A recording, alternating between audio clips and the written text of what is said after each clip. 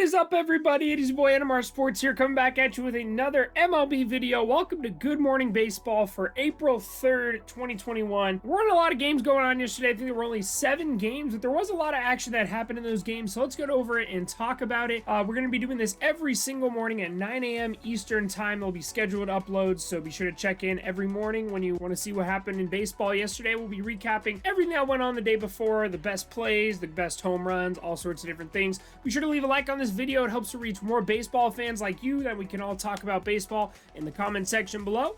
Also in the description, check out my Discord, my Twitch, my Twitter, Instagram. All those places will be talking baseball non-stop throughout the season, and even the off-season as well. So thank you guys so much for watching. Hit that subscribe button. I'm doing a giveaway for when we hit 500 subscribers. We're going to be giving away 2 MLB jerseys. If we hit that goal by April 16th, I'll be giving away 4 MLB jerseys. So yeah, be sure to do that and send me some proof on Instagram or Twitter. We'll get you entered into that giveaway. Now, without further ado, let's get into the video and start talking about everything that happened last night in baseball. Now, there were only 7 games being played yesterday. I have no idea why. It's completely random. Opening day, there were 16 games, right? Then yesterday, there were 7 games. And then the teams that were playing each other on opening day are now going to play each other tomorrow. So I have no idea why there was a gap in the schedule today. It makes no sense to me.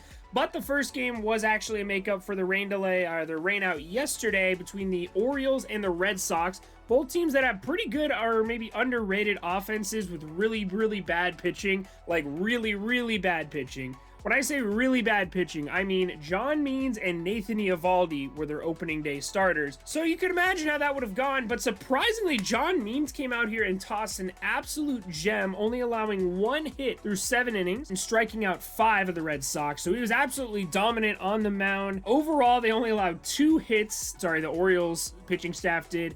Ended up with 8 strikeouts on the day and ended up walking 2 batters as well. So they get a 3-0 victory there. Their offense mainly coming on a clutch double from Ryan Mountcastle, who's considered to be a front runner for the AL Rookie of the Year candidate. Looked very good in the first game of the season. The opposing Rookie of the Year candidate, Bobby Dalbec, did not look super hot out there today, going 0 for 3 with a pair of strikeouts. So not the greatest performance. Nathan Eovaldi did look pretty good on the mound, though, only allowing 1 run over his 5 1/3 innings pitch and also striking out 4 batters. So pretty good pitching performances on both sides, which is kind of unexpected. Really, really bad offensive performances, though, especially from the Red Sox, who only put up 2 hits in the entire ball game. Now, moving on to a game that you would expect to have a little bit less offense than that one. That was the Rays versus the Marlins playing over in Miami. Now, yesterday, the Rays-Marlins game ended in a 1-0 victory for the Rays, with only offense coming from an Austin Meadows solo home run. And going into the 6th inning, the only offense they had the entire year had been from that Austin Meadows solo home run, both of these teams. Well, guess who hit another solo home run in the 6th inning? Austin Meadows goes off the facing of the second deck in right field in Miami. And then Manuel Margot follows it up with a solo home run. Then the Marlins do come charging back, putting up 4 runs between the 7th and 8th inning. However, in the 9th inning, they would blow it a little bit with allowing a 3-run homer to Joey Wendell. It almost looked like they were playing horse, you know, the basketball game where you try to match the other person's shot. Literally the exact same spot. I think Joey Wendell's maybe went like 3 feet higher than Austin Meadows' home run. You can see it on the screen here. But yeah, absolute moonshot from Joey Wendell, and that's how the Rays do end up going to 2-0 on the year. 6-4 victory over the Marlins. Jazz Chisholm did hit a triple for the Marlins, the starting second baseman there, a big prospect. He's another guy who could be in that Rookie of the Year conversation for the National League. Pablo Lopez went 5 innings without allowing a run, 4 strikeouts, 2 walks. Ryan Yarbrough had a great outing as well. He only went 5 2/3, 3 strikeouts, 4 hits, 0 runs, 0 walks. So that Rays pitching has been absolutely dominant. Diego Castillo picks up another save, allowing 1 hit in the process, but he is 2 for 2 in save opportunities this year already. That Rays team is looking very, very good to start the year out. Now, Dodgers-Rockies was a super interesting game. Trevor Bauer had a no-hitter going into the 7th inning, and then it was broken up by a Trevor Story single, and that just kind of opened the floodgates to insane amounts of offense from this Rockies team. It opens up with the Trevor Story single. My boy Charlie Blackmon, Chuck Nasty, goes deep on the next pitch, barely sneaking out over the fence. CJ Cron got on base and then led to a Ryan McMahon home run. So Trevor Bauer ends up, after after the perfect game, or the no-hitter going into the 7th inning, ends up giving up 4 runs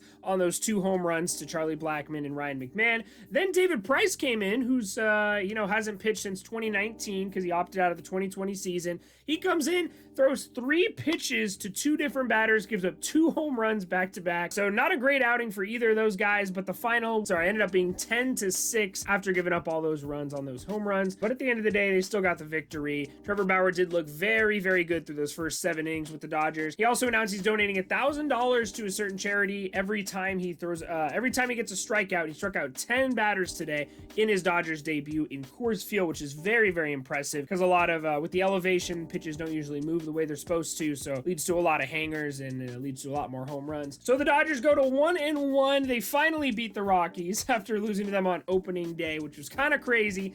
Don't expect that Rockies team to do much this year. Now, the next game was the first of many night games tonight. That was the Angels versus the White Sox. Obviously, I watched the whole game, so I have a little bit more to say about this one here. It started off with Shohei Ohtani hitting this absolute laser into the right field corner. Now, when you see this play, you think triple, right? Well, they ruled it a 3-base error on Jose Abreu. I don't know why they expect him. I think it was like 100-something miles per hour off the bat, and it went right through his glove. So I don't know why they ruled it a 3-base error. It looks like a triple to me. But anyway, Shohei would come home on a Mike Trout single, I believe. Then Jose Abreu got his revenge for that 3-base error they charged him with, hitting the first grand slam of the 2021 season.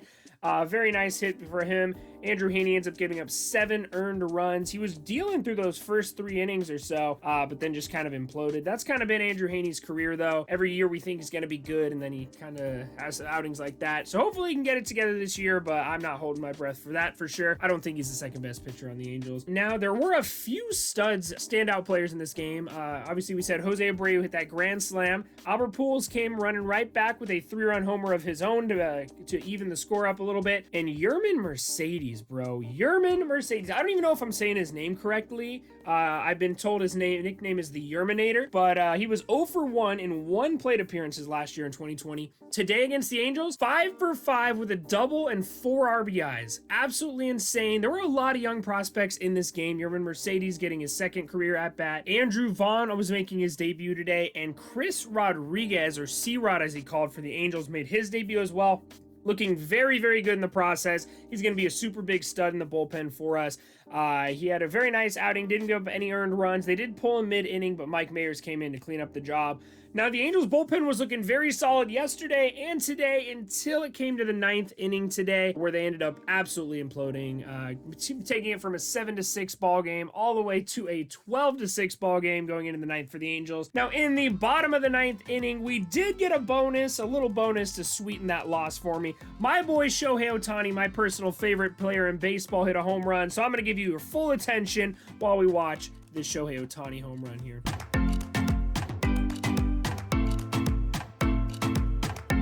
Now, despite the Shohei Ohtani bomb in the bottom of the 9th inning, the Angels still lose 12-8, so not the most graceful loss ever. I know the Angels are probably going to lose a lot of these high-scoring affairs, especially if that starting pitching can't hold the team under 7 runs in the first few innings. But they did fight back. I did really like what I saw from the Angels today. Very good ball game, though. Yermin Mercedes. If you're a fantasy baseball player and you need an extra bench bat or something, Yermin Mercedes. Take a look at that guy. Super big stud. Andrew Vaughn's also a big stud, but Yermin Mercedes, man, kind of an under-the-radar pick. Not a lot of people are talking about him, so highly recommend that. And MLB The Show, I guarantee you we're going to get a Yermin Mercedes card. Now, Giants Mariners. This is an interesting one. The veterans for these Giants are absolutely raking right now. Evan Longoria had an amazing spring, and obviously Buster Posey hasn't played since 2019. He had a home run in his first game of the season yesterday, and I believe Evan Longoria did too. Well, I feel like I'm making the same video today because Buster Posey and Evan Longoria both went deep today, both off Yusei Kikuchi, who was actually dealing. I think he had 10 strikeouts through 6 innings pitched. He kind of imploded there at the end where he started giving up these home runs, but through, I believe, 6 innings, he was pitching a shutout. So he was looking very good on the mound. He's a very good bright spot for the Mariners. Unfortunately, they did end up losing this one. They couldn't make a crazy comeback like they did last night.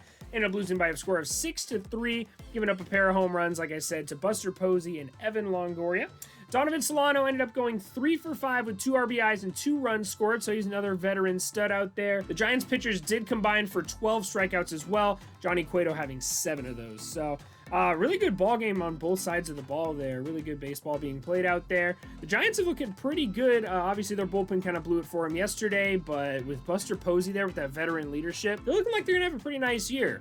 I don't think they're a playoff team or anything, but pretty fun baseball to watch nonetheless for those Giants fans. Now the A's versus the Astros. I picked the A's to win the AL West this year, and the Astros are kind of making me laugh at myself at the moment. The Astros have been going off. Yesterday they were absolutely crushing the A's. Well, they did it again today. Jesus Luzardo ended up giving up 8 hits and 5 earned runs through 5 innings pitched today. Michael Brantley, who had a home run on opening day, had 3 doubles today. He was 3 for 3 with 3 doubles. Altuve and Yuli Gurriel had 3 hits apiece as well, with Bregman also hitting, Alex Bregman hitting his 2nd home run of the season. An absolute moonshot. Yuli Gurriel also had another home run that he absolutely turned on, dude. This was a crazy pitch to hit out. He didn't really, I don't know. Crazy pitch. I'll show it to you on the screen here, going nice and slow-mo for you. Chad Pinder did hit the first home run for the Oakland Athletics this season as well, but the Astros did end up winning 9-5 over in Oakland. So the Astros are looking pretty scary right now. As an Angels fan, I am a little bit scared to face them this season, but we'll see, because the A's are not looking super hot right now. Their bullpen hasn't been great, and neither has their starting pitching. This was a pretty close game, I will admit, though, until the later innings. That's when the Astros started kind of spreading out the divide a little bit here. Now, the last and final game that ended up going pretty late here today, that was the Padres versus the Diamondbacks playing over in Slam Diego. Eric Hosmer is off to a crazy hot start, hitting his 2nd home run today. That ended up being the nail in the coffin for this game. He ends up with 3 RBIs out of the 4 runs that they score, going 3 for 3 with 2 runs scored, 3 RBIs, and a walk. Blake Snell tossed a gem, but he only threw 4 2/3 innings, so he got pulled in the middle of the 5th inning. So that kind of doesn't look good for him. Like we said, he doesn't really pitch deep into games like he did last year. So we'll have to see if they start stretching him out over a longer period of time. Like I said, he did toss a gem, though. 4 2/3 innings pitched, 8 strikeouts, 2 walks, no earned runs. Now, another stud performer in this game came on the losing side. Ketel Marte hits his 2nd home run in as many days as well. He's looking back like he might be to his MVP form from 2019, so be on the lookout for Ketel Marte being an absolute stud this season. He's looking very good at the plate. The Diamondbacks were going off for a little bit offensively, but it wasn't enough to overcome these Padres. A lot of good chemistry and a very good offensive lineup there. It's going to be really hard to beat these Padres.